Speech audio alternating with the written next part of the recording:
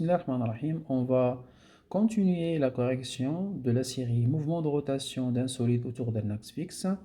Alors on passe à l'exercice numéro 3. Alors un disque effectue 45 tours par minute, son diamètre D égale à 17 cm. Première question, calcule la fréquence des mouvements ainsi que la période. Deuxième question, calcule la vitesse angulaire du disque.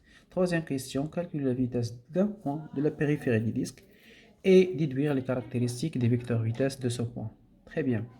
Maintenant, on va répondre à la question numéro 1. Calculer la fréquence des mouvements ainsi que la période. Sachant que la fréquence, c'est le nombre de tours effectués dans une seconde.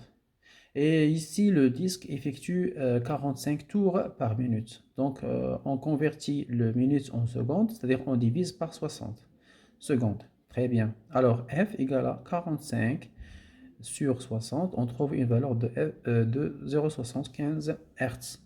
Donc la valeur de la fréquence égale 0,75 Hz. Et on déduire la valeur de la période. Alors la période de rotation du disque, alors T égale 1 sur F, c'est la période, c'est l'inverse de la fréquence. On remplace F par 0,75 et on trouve une valeur de 1,33 secondes. Donc T égale à 1,33 secondes. Alors question numéro 2. Calculer la vitesse angulaire du disque. Alors, comme vous savez que la vitesse angulaire est donnée par la relation suivante, oméga égale à 2pi sur t, c'est-à-dire on remplace delta θ par 2pi pour un tour complet. Un tour complet, c'est 2pi.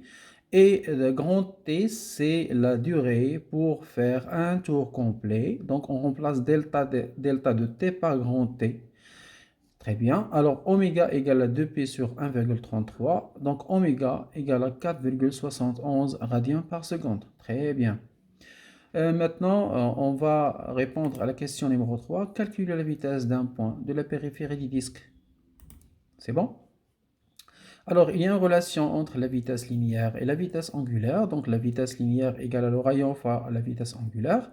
Il nous donne le diamètre. Donc, sachant que le diamètre D égale à 2 fois le rayon, c'est-à-dire pour passer du rayon au diamètre, on divise par 2. Donc, on divise le diamètre par 2. Alors, on passe maintenant à l'application numérique. Donc, V égale à 17 fois 10 moins 2 sur 2 fois 4,71. Alors, on trouve une valeur de 0,40 mètres par seconde. Très bien. Alors, comme remarque ici que la vitesse, le vecteur vitesse, est tangente à la trajectoire orientée dans le sens du mouvement. Et on remarque que le vecteur vitesse du point M n'est pas constante, car bien que son sens et sa norme ne changent pas, mais la direction varie au cours du temps. Très bien. On a fini la correction de l'exercice 3. À la prochaine séance, Inch'Allah. Très bien.